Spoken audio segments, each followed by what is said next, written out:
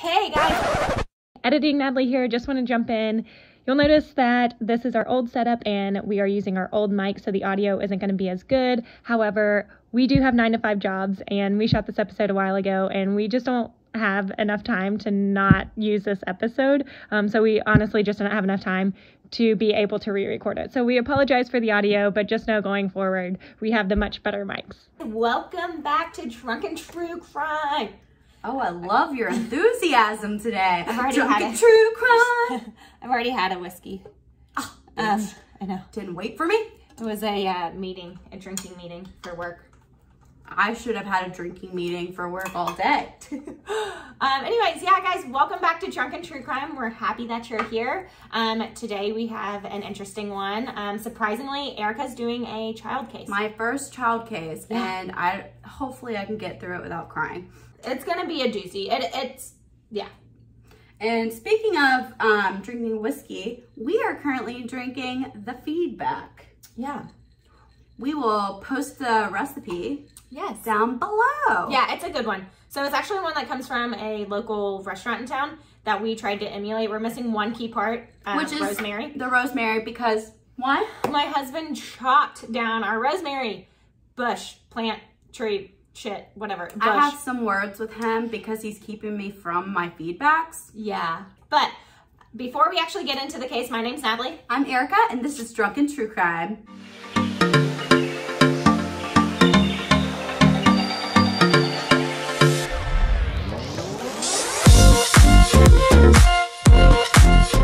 For those of you that are new, welcome.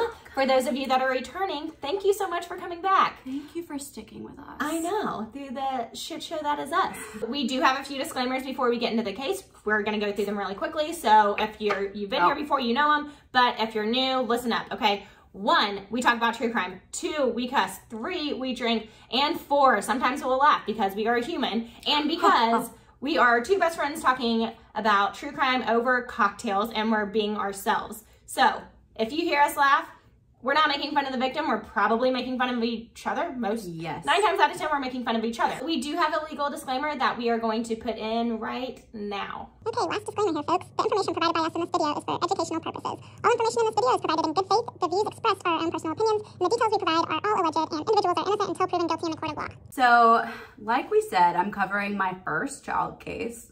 There's a reason for that, because when Natalie covers these, I'm just like, I don't know how you do it. Like, there's something there that I feel like I get secondhand trauma for, like, deep diving into these cases when they're children. Yep. However, today I'll be covering one, and I feel like this story should be told. Yeah, it really should. For multiple reasons. No, but this case actually did get quite a bit of publicity. I was surprised that you had not heard about this case. And in full transparency, I did not remember the name of the victim or the guilty party. But once you were telling me about it, I was like, oh shit. I was like, yes, I do remember this. Because once you hear it, you're never going to be able to forget about it. Right. Like, it's one of those that'll stick with you. But it's an important case because a massive law was passed because of it. Yes. You're right. It did get national attention, but I feel like it got national attention and then kind of faded away like most things do. Definitely. And I think it just, people should know about it. Yeah, absolutely. Little Maddie. Yeah. So the case we're covering is Maddie Clifton. Maddie was born on June 17th, 1990, making her a Gemini, in Jacksonville, Florida, to her loving parents, Steve.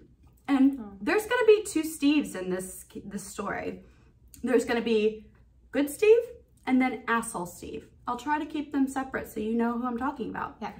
Steve, her dad, is good Steve. Okay. And Sheila. Also, we were both born in 1990. Oh yeah, when was she? Oh, June. Okay, yeah. Like that right in between, like our birthdays. So. I know, it was a good year. Yeah. Because, I mean, it produced us. I know. Best year ever. Best year ever. Which makes me even more sad because, like, she would be our you're age. Turning 32. Yeah. I'm 32. She would have been our age to live out Yeah, she would have been 32 by now. Yeah, to live out her life. Yeah, that's sad. So that's why I feel like I resonated with this case. And like, I'll go back and say it, like, child cases are hard. But once I read about this, I'm like, she would have been my age. Yeah. And that's exactly how I feel about JonBenet Ramsey too. Yeah. Like, that one's always fascinated me because of the life that she, like, would have had, Yeah. she never got the chance to. Yeah, because we would have been going through the exact same experiences at the exact same time that these young girls would have been, you know, adults by now, would have been going through. So I get where that just hits a little bit. I mean, I'm not a Gemini, I'm an Aquarius, a February Aquarius. We're a lot of weird. So you're a lot of things. I guess so. Oh, so talking about Maddie, she was described as a little tomboy. And people say she was tough as nails. Like, she would be a ballerina 1 minute, which she actually did classes as a ballerina. But then she would just be tough as nails, getting out there with the boys, wrestling with them. She had a freckly, dotted face, little girl who loved to play piano and pick up basketball like no one's business. She had a zest for life and a heart of the underdog. Like, her sister, Maddie Clifton, even said that when watching scary movies, like, Maddie would root for the scary people and scary things because she didn't like the idea of people or things like feeling lonely and isolated. Her exact words. So given it was the early 90s, as it was the first year of the 90s, 1990, Maddie was raised at a time where parents were allowed, you know, parents allowed their children to roam free, like go outside and play. Let me tell you about a time when it was actually called playing outside. Not playing. Back in the day. Back in the day. I know this is unheard of. We used to do this. And by parents ourselves. encouraged it. Yes, by ourselves. Unsupervised. Yeah. What just this meant was like literally climbing trees and pretending you were Pocahontas. Natalie, you had 4 brothers. What did y'all play? Oh my God. Okay, so yeah, so we had this like massive woods behind us, and we had a lot of kids in the neighborhood, and it like wasn't like, it was a neighborhood, but like your houses were pretty spread out still. Yeah. But it wasn't like they are now, where they're like just stacked on top cutters, yeah. Stacked on top so, of each other. Like, we would always play with all the other kids in the neighborhood because like we had a bunch of friends in the neighborhood, and we had this like massive ass like pool where they had like 2 huge diving boards. It was awesome. Great place to grow up. I remember this pool. But we would play German Spotlight, which is basically like tag, but with like flashlights, like in the middle of the like night, not in the middle of the night. It was probably like whenever the sun 1 in went the down. morning. They were like, going ham. Whenever the sun went down, though, and it's with it's like hide and go seek with flashlights. But yeah, no, we were definitely one of those neighborhoods where like the kids spent like the entire summer outdoors, like catching lightning bugs, like climbing trees, like making forts in the woods, you know, I mean, all the different things. You know what I think of? If we did that now, people think we're like burgling someone. Yeah, for real. Even though I feel like there are communities where that's still But happens, 2 grown-ass like, women. If we like tried to play it. Yeah. No, I feel like I was like, my thought was like, we should bring it back. But then I was like, no, they would think we're up to something and call the police. I feel like we could make this happen though. Like, what if like in my neighborhood I send it out? There's a lot of younger people in the neighborhood now, and just be like, hey, no kids allowed, only adults. Only adults. We're having an adult German Spotlight night. Bring like your own liquor. We like home base can be my house. I could probably meet some good neighbors. Okay, we might test this out. We're gonna test this out. We'll but back to the case. Sorry. This was no, I asked you the question. Don't you apologize. This was before, you know, the Columbine High School. This was before terrorism like put fear in everyone's minds. So Maddie's family lived in it was called Lakewood neighborhood, where children would mostly be outside playing and everyone knew everybody. Like, it was a really tight-knit community. So on November 3rd of 1998, Maddie, she was 8 years old at this point, and she was actually reported missing by her mother, and she went missing from the Lakewood neighborhood. So again, this was in Jacksonville, Florida. When her mom found out that she was missing, their world just came to a halt, like, as you can imagine. Right. What went from just, you know, an evening of playing outside turned into one of their worst nightmares. So when Maddie was reported missing, this resulted in just hundreds of volunteers just going out into their neighborhood and looking for him and, you know, searching and doing whatever they could. Again, this is a very close-knit neighborhood. Yeah. Every neighbor was like out. Yeah. Like, they immediately were searching and calling for Maddie's name. They didn't even have to like call the police yet. Yeah, wait for the police to be there to start this. Yeah. So the first 7 days of her disappearance, it was just a whirlwind. It was a circus. There was so much going on because, to your point, so many people wanted to help look for this little girl. There were nonstop search parties, police, news reporters were gonna, because it did get a lot of publicity. Missing persons flyers were everywhere with her face on them. You know, the National Guard was even called to walk through the sewer systems to potentially find any clues or Really find in-depth, her. like, search. Yeah, exactly. They didn't, you know, cut any corners on this one. No, they by didn't. any means. And then on November 10th, Maddie's parents had actually just finished taping an interview with the national news program, you know, hoping it would result in some leads, some more information around Maddie's case and bringing her home, when their neighbor, Missy Phillips, actually ran up to a police officer that she found, and she told him that she had found a body stuffed inside of her 14-year-old son's waterbed. That just gave me chills. Yeah. I mean, imagine too, like that mother, like walking and finding it and then like being like, holy shit. And I am so glad that she ran up to a police officer and didn't try to cover up what had happened. So kudos to Missy. So Missy's son was Joshua Phillips. So who the fuck is this kid? And why do we care? Yeah, like, but why was there a body in his waterbed? Right. That's the main question. Yeah. So he was born on March 17th of 1984 to Steve. Again, Erika had talked about how there's two real asshole, guys. Real asshole. Yeah. So Maddie's dad, Steve, great guy. Good guy.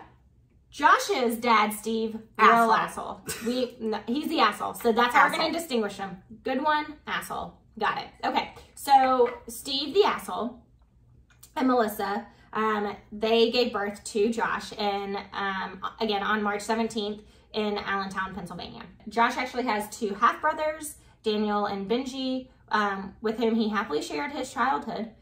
So they were close. But Josh and his brothers, you know, they'd seemingly done everything together. Again, they were close from sharing music, watching movies, going to concerts together.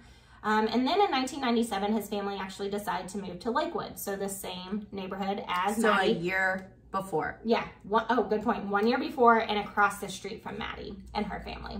So both Melissa and asshole Steve, they were computer specialists. And Steve, asshole, was also a drug addict and an alcoholic and was often very violent towards, you know, his wife and his kids.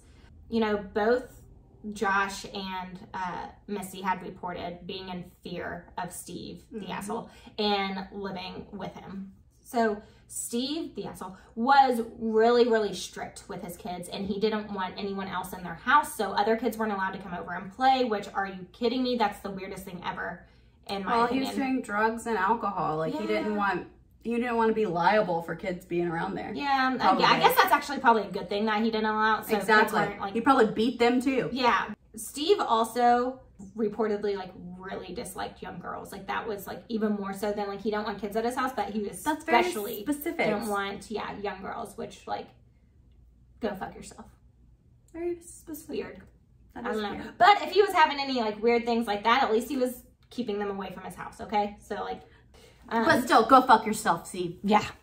So Josh is 14 years old at this point, and, you know, people would describe him as a normal, happy kid, doing what kids do, you know, hanging out with, like, he had a bunch of friends, loved to make people laugh, and he was actually considered the class clown of his class. And, you know, he was an average student, but, you know, still really got along on the social side of school. Right. So Josh had been in trouble with Maddie's parents before. At one point, they had forbid him from entering their home at times. Maddie's parents came home to find Josh in the eldest daughter's, Jessica's, bedroom. Yep. Jessica was not there. This is 1 month prior to Maddie's murder. Josh stole a picture of a picture out of a frame of Jessica in her gymnastics leotard doing a backbend. This kind of reminds me of Toot. Remember the guy that broke in my house? Yes. Oh, shit. Fuck, I forgot about that. Yeah, I've been in this situation before. Like, literally woke up to someone tapping on my bedroom window, and my bed was, like, right near the window, and heard someone cut the screen out and trying to open the window at, like, 4 a.m. in the morning. I would flip my shit. I would be so And then when I go to my parents' room, because I'm, like, home from college, it was, like, my first year of college, and go to my parents' room, and I tell my dad, and you know what he asked me? What do you want me to do about it? Call the fucking police! Your dad is ginormous. Go out there and scare him. I'm like, someone's on our like roof. They're not Spider-Man. What do you want me? Like, what do you want? Her dad is also, how tall is your fucking dad? 6'7". 6'7". He's a massive motherfucker. He could have easily scared this person. Especially now that we know who it is. Easily scared him. Okay, anyway, sorry. But yeah, his nickname was Toot, which that should tell you I grew up in like the countryest of country, bumblefuck. Toot, I forgot. I'm sorry, it's funny now because like it's resolved, but like. I mean, my post-traumatic stress. Yeah, it's funny. It's fine. My PTSD. No big deal. Okay. So Josh, he was a sick fuck because he stole that picture of her bending backwards in a leotard. Josh also just has sex in front of Maddie and Jessica. Discussed sex? Yes. Oh, geez. Discussed like what sex was. And he was 14 at this point, but like 14. Maddie's what? Maddie's still 8. Okay. And this was in front of Florence Clifton, the grandmother, which you don't fucking mess with a grandmother. That's a bold move. Especially a southern grandmother. You don't mess with that. That's a really bold move, I feel like. Like, balls on this kid. And she was like, don't come after my granddaughters anymore, bitch. Yeah. So at this point, the Clifton said, yeah, we don't want you playing around anymore. Yeah, like, how about you stay the fuck away from our house and our First daughters? of all, you're like 14 years old and too old. Second, you're being fucking gross around them. Yeah. So what came out later during the trial is that Josh was into violent sexual images and graphic pornography. Some involved children. So like we said before, November 3rd, 1998, Maddie Clifton arrived home from school. That evening, she sat down and played the piano sometime around 5 p.m. After that, after she did her piano practice for 20 minutes, she went off to play what they call chip some golf balls, which I don't know. I don't play golf. Chipping golf balls. So yeah, she did that. She ball, I guess another, like a bat thing that's metal. I don't know. Chipping golf balls? What does that mean? It's using golf clubs to do it.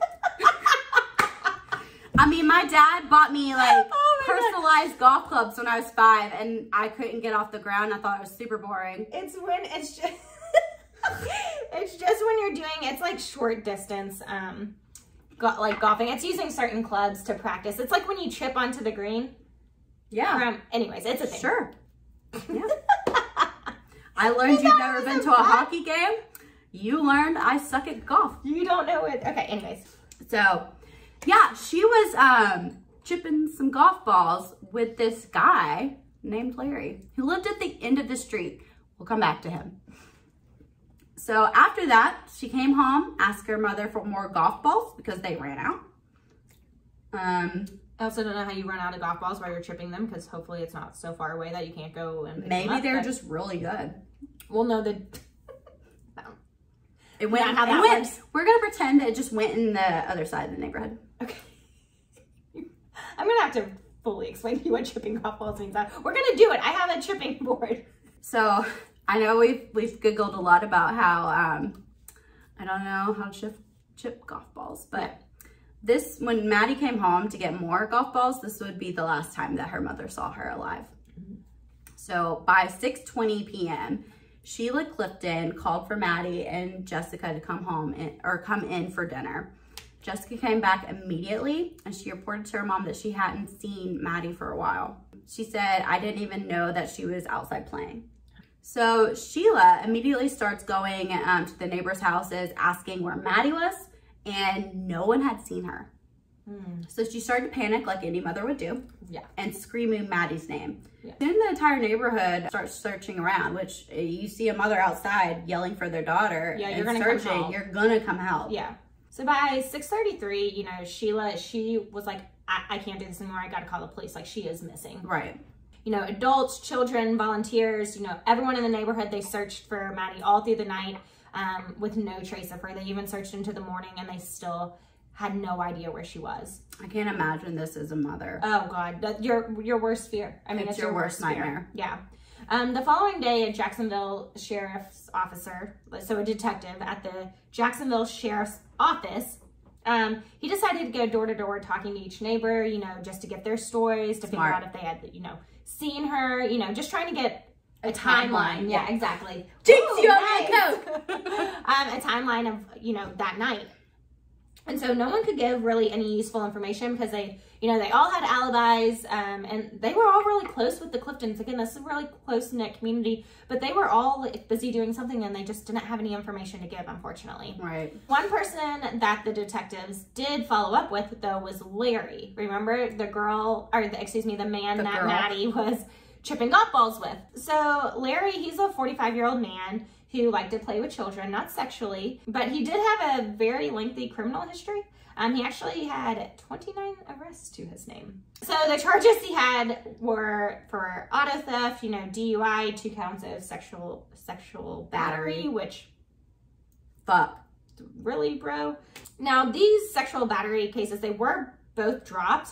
However, they still remain on his record, which I don't fully understand how that happens. I guess there's records that it was filed. It's permanently on your record. It's gonna show up when they run your name. Yeah. But it's not to the point where, like, he wasn't charged. He wasn't charged. Yeah. And put in jail. Yeah. Now, according to Larry, there was this like strip of land in between, you know, his house and the neighbor's house that was a great spot to, you know, chip golf balls. Again, it's not you don't need a very vast amount of space to chip golf balls, but so that's what he was no Tiger Woods. Yeah, so, no, the goal is not to chip them long. That's not the goal. It's very short distance golf. So what's the point of it? It's to I'll explain it later. We don't have time for this. Now he reported to police that Maddie had gone back home to get some more golf balls, like, you know, Maddie's mom reports. However, she never returned. He said, you know, from what he thought, he didn't really think much of it because he was like, oh, well, it was kind of getting late. Her mom probably just made her stay home for dinner. You know, it was getting around dinner time. So he really didn't think anything of her not returning. Right. He was like, okay, her parents just don't let her come back. Now, police did take him in for questioning, and he did actually end up failing a polygraph test. Which I mean, that's here or there. You know, if you've been watching us for any amount of time, you understand that we take no, I mean, just, we don't like polygraph tests. Don't ever take them. There's no benefit to it for you. So police, they did end up searching Larry's house. You know, he did actually end up having a pretty strong alibi though. And he readily gave them DNA samples. He was very open and like he cooperated with the police on this one. So well, that was his golf chipping buddy, of course. I know. So the police, ultimately, they ended up ruling him out. Now, hundreds of volunteers, they were still searching the neighborhoods, you know, the swamps, the woods. They even did a house-to-house search with cadaver dogs. Again, this search was just massive. And the National Guard was brought in again to search the sewer systems. We talked about this earlier. They had missing persons flyers hung up everywhere in the town. And everyone was wearing yellow ribbons and hanging them on trees. Even the Jaguars, you know, the football coaches were wearing ribbons on NFL Sunday to represent Maddie and in honor of her. That's fucking awesome. I know. To try to raise awareness for this missing child. That's so cool. I know. The Cliftons, they decided that they needed to go to the press. They needed to get even more publicity and get more people involved. So they actually ended up going on TV and they begged whoever had her to please let her go and let her come home safely. They offered a $50,000 reward for any news to her whereabouts or like if anyone had any information about it, and they were even thinking about doubling this reward even. Then they addressed Maddie directly saying, Maddie, if you're out there and you can hear us, we are ready for you to come home. Please come home. That breaks my heart. That breaks my heart. Yeah, it's awful. So 7 days after Maddie was missing, the Cliftons went on Good Morning America and begged for Maddie to come home like we had talked about. While they were wrapping up this segment, Maddie was found. Now, we're going to take 5 big gulps. This next part, yeah. Trigger warning ahead. We're giving you trigger warnings for me, for you guys. I'm just sending them out. We're about to go into the details of her actual murder, so. Yeah. 5 big gulps. Cheers. 5 big gulps. Ready, go.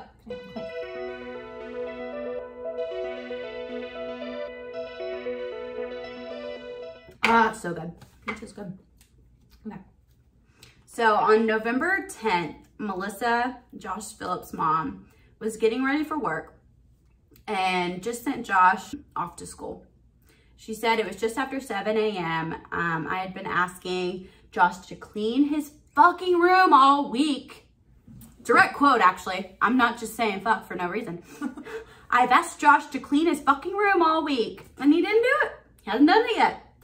So I am just going, start throwing away shit, because not only is it so messy in there, but it has a disgusting odor coming from it. He also said, I've been nagging him about this room because it was in deplorable conditions. So I had to get a garbage bag, and I started putting stuff in the garbage bag that I knew was trash. So again, trigger warning, last trigger warning before we go into this. So while she was cleaning, she said that she noticed a damp spot on the floor. This damp spot was at the corner of Josh's bed, and she immediately thought, holy shit, the water bed's leaking. Because again, that would be my first thought. Homeboy had a water bed, 90s, normal. So she ended up touching the corner of the mattress, and it was just absolutely soaked at this point. She looked at the bed frame and noticed that there was black electrical tape holding the corners together, which she was like, what the hell? What the hell? She also noticed that there was something that looked like a sock in there. And so she ended up like peeling the tape apart. I can just imagine her being like, what the hell, Josh? Yeah, she's like, God bless it, my child. Like, I'm about to. Why do you have electrical tape in here and a sock in your bed? What is going on? And so she ends up like taking the tape and like tearing it off to open like the corner panel. And it was obviously dark underneath the bed. So she went to go get a flashlight and then lifted up like the corner panel and put the flashlight in there. And this is when she saw the most horrific sight that you could see. She called her husband, asshole Steve, and it went straight to voicemail. So she obviously left a voicemail and said, please call me immediately. To no surprise, asshole Steve did not respond. And at 7:30, she ran outside and ran up to the first police officer that she could find. And this would be Officer Donald F. Tutton. So he was sitting in an unmarked car and he was on surveillance duty because, again, the police handled this case great from the beginning. So Melissa comes up to him. She is just crying, so distraught, so traumatized by what she just saw. And she could barely get the words out to this detective or a police officer. And so she ended up finally saying, she was like, there's something in my house that I need you to come see. So at this point, you know, Donald, he radioed for 2 other detectives to come into the Phillips home with him. The 3 detectives together, they all go into Josh's room. They immediately just get hit in the face with the smell of death and decay. The bottom part of the waterbed was left open from where Missy had opened it, and sticking out from the corner of it were 2 small feet. Deep breaths, everyone, deep breaths. This is like literally making me anxious, and I don't know what to do with my face. Yeah. Because I don't want to cry on here. No. But I feel very uncomfortable. Yeah. Okay, so we're going to chug through this little part because it is horrifying, but y'all need to know what happened to truly understand how horrific this case is. So, Detective Dutton, he actually spoke with, Dutton. Did I say Dutton? Oh my God, that's the name of the detective in the book I'm reading. Okay, anyway, so, Detective Tutton, he spoke with, is it Missy or Melissa? Her real name is Melissa, but her Missy, nickname, okay. yeah. Yeah, so Detective Dutton spoke with Missy, asking where Josh was. She informed him that he was on the bus on his way to school. So meanwhile, asshole Steve, he finally, you know, he's arrived home at this point and he's notified of what the hell just happened. So during this time, the Cliftons, they're being told that Maddie's body had been found, and the good Steve, Maddie's dad, asked the officer where they found her body, and the officer told him at their neighbor's house across the street, which, devastating as a dad. Just absolutely devastating. You've been looking for her for so long, and to know she was just, yeah, right across the street. So Josh had a ton of air fresheners, you know, Febreze, incense, things like that in his room. No fucking shit. Wonder why. What was he trying to hide there? Oh, God bless. That's good. Again, there are cans of Febreze, like fabric freshener, odor eaters, air fresheners, 2 Glade plugins, several rolls of tape, a baseball bat hidden beneath a dresser, a Leatherman knife, which was thrown behind the TV, tennis shoes that were stained in Maddie's blood, and Maddie, like a missing person of Maddie, like one of those flyers of Maddie that was hanging from his bookshelf. You're sick. You're sick fuck, dude. Like what, why? Like what, either you were like had that up there because you felt so guilty you like made yourself look at it every day, or you had it for way more gross, nefarious reasons. He had it up there because they were passing it out during search parties, and he did a search party with them. I know, but why did he hang it up on his bookshelf for him to look at every day in his room? So detectives, they also found a spray of blood on the ceiling fan of the room, and DNA would prove that it was Maddie's. This blood spray was 8 feet tall. So Detective William Taylor picked up Josh from school, took him back to the police station, and started questioning him after this. Missy and Asshole, I don't even say his name, it's Asshole, yeah, were actually present during the questioning. Steve encouraged Josh to tell the truth, which is the only thing he did right. Good job. One thing he did right in this whole entire thing. Josh then decided to make a full confession. Josh said that Maddie had come over to his house and wanted to play with him. He said, "No, I am busy and I have a lot of chores to do." There is no teenager on God's green earth that would choose to do chores over hanging out with a kid. I mean, they will if your life is being threatened by your dad. Okay. Fair. So he has a lot of chores to do, so she left. Josh told the police that then he decided he didn't want to do his chores, and he just wanted to sit on the computer and quote unquote surf the web. So computer records showed that from 4:22 p.m. to 4:57 p.m. he was on porn sites. Many of them were involving children and torture. Josh said around 5:15 p.m. Maddie came back to his house when he was in the yard raking leaves. She came to his fence that was around their house and said, "Do you want to play baseball?" So Josh then allowed Maddie to come in the yard for a little while, but warned her, "If my dad finds out that you're here, he's going to be super mad." Because again, asshole doesn't like kids, and especially young girls. Yeah. So Maddie and Josh start playing. They take turns with the pitching and the hitting the ball. The space that they were in, Josh said that it was only about like 4 feet between them. Josh said that when they were playing, he took one like really big swing because he wanted to hit the ball, and he accidentally, because obviously they were so close, 4 feet apart. Yeah, ended up hitting her in her left eye like really hard. So immediately he got like really, really scared at this. Again, one, he wasn't even supposed to have anyone over at their house, let alone a girl over at the house. And now she was bleeding. Like she had this open gash on her head.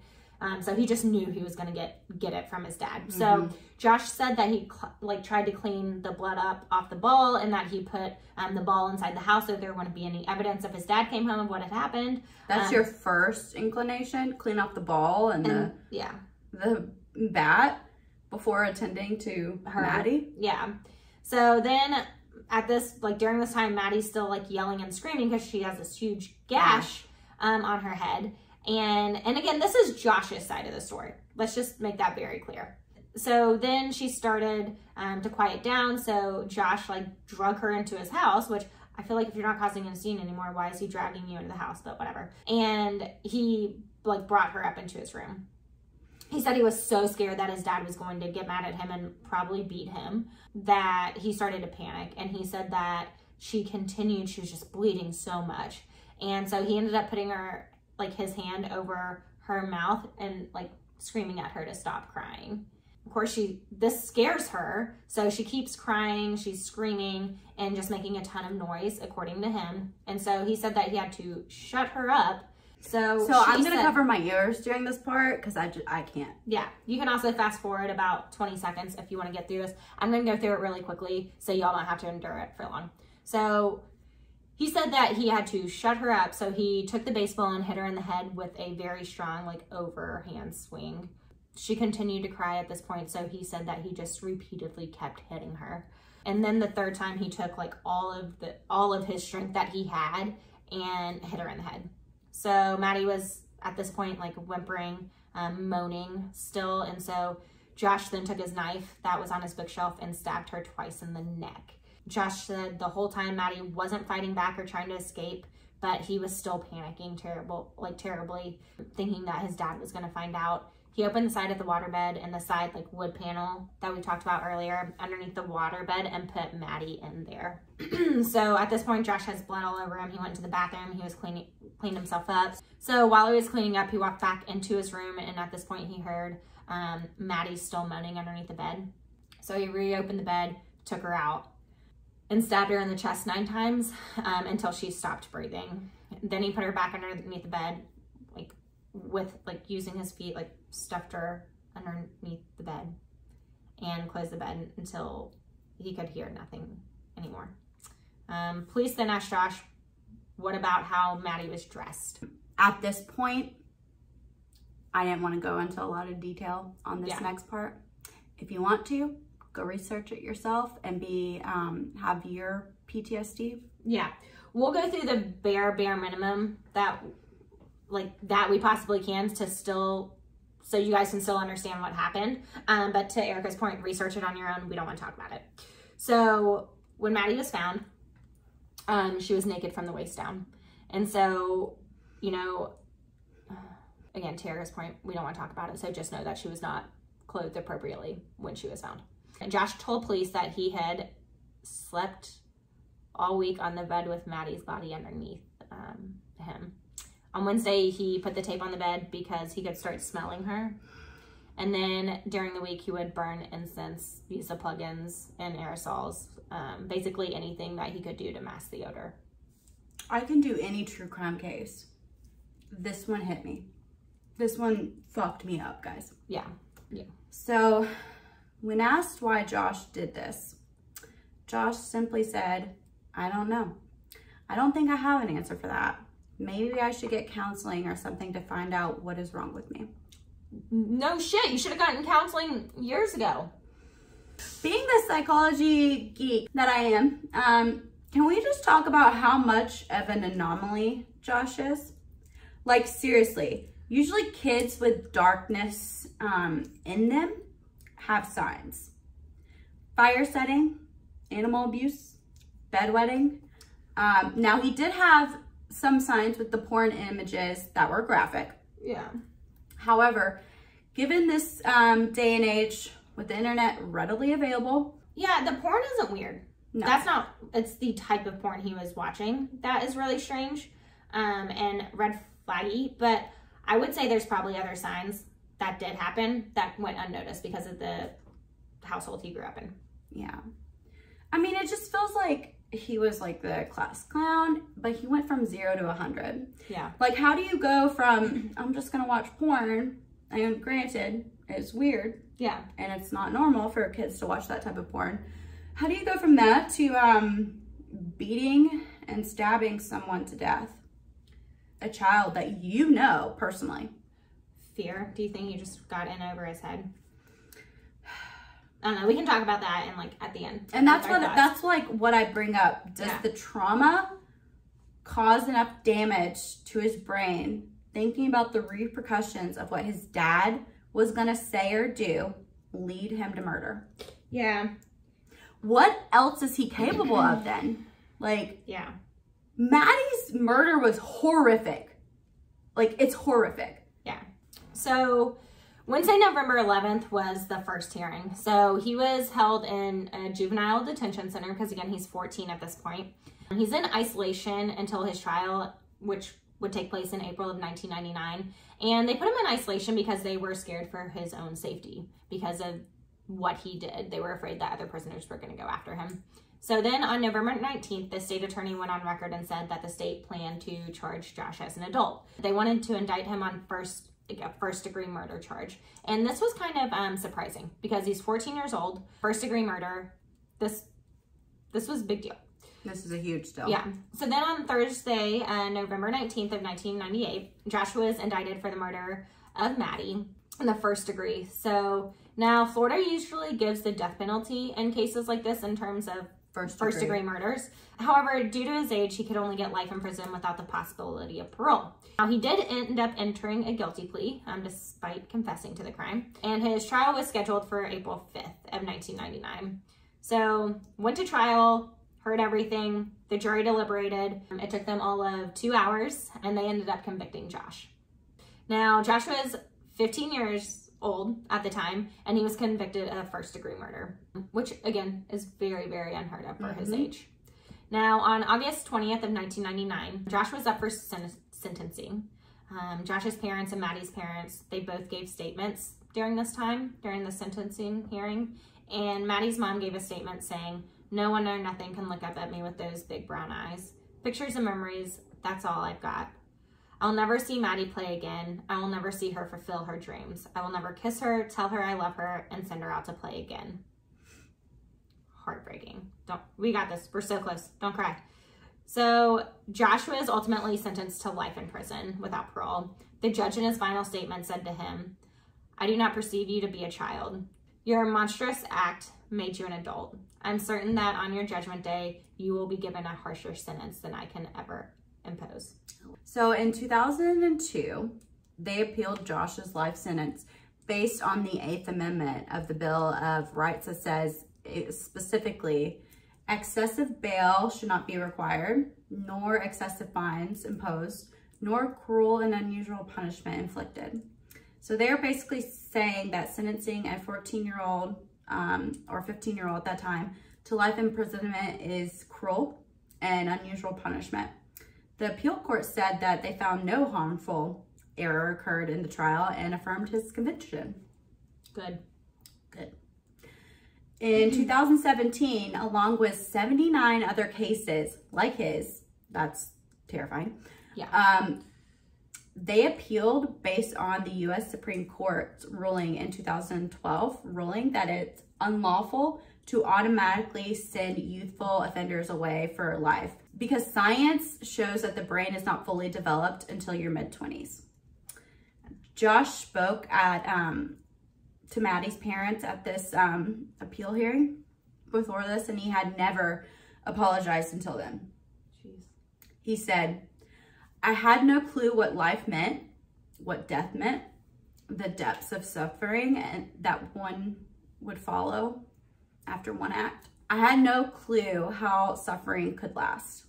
I have lived long enough to know what real suffering is. I did something horrible, and I am sorry.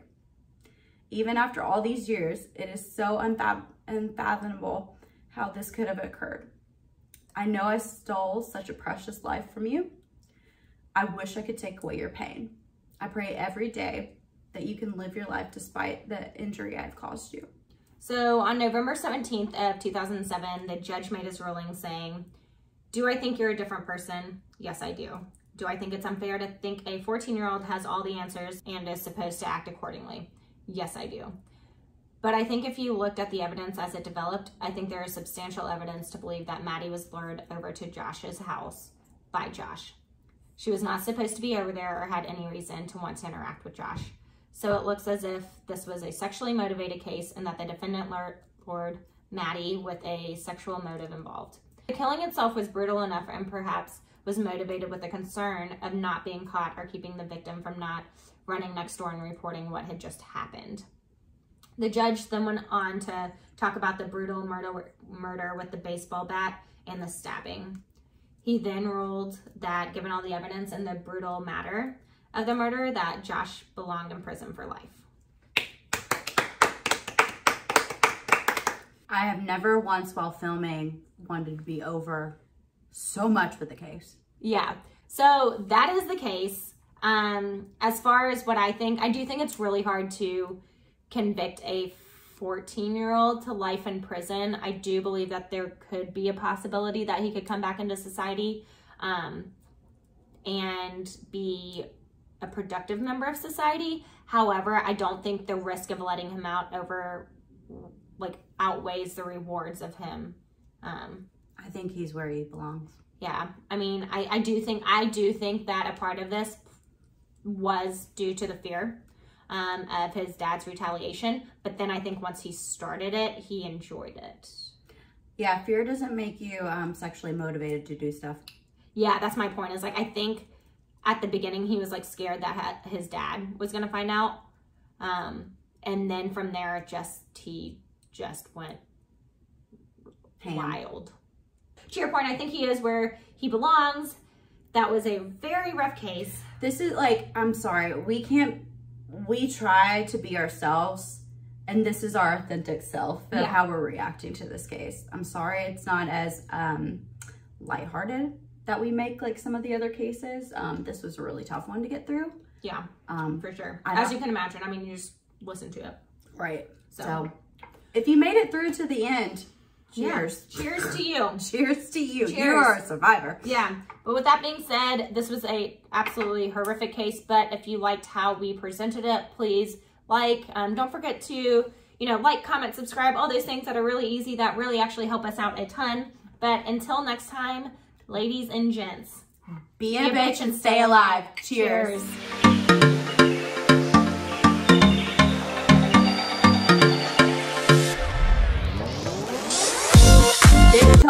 Tell them what it's about. Because Cheyenne, I was doing so good. Yeah, you got this.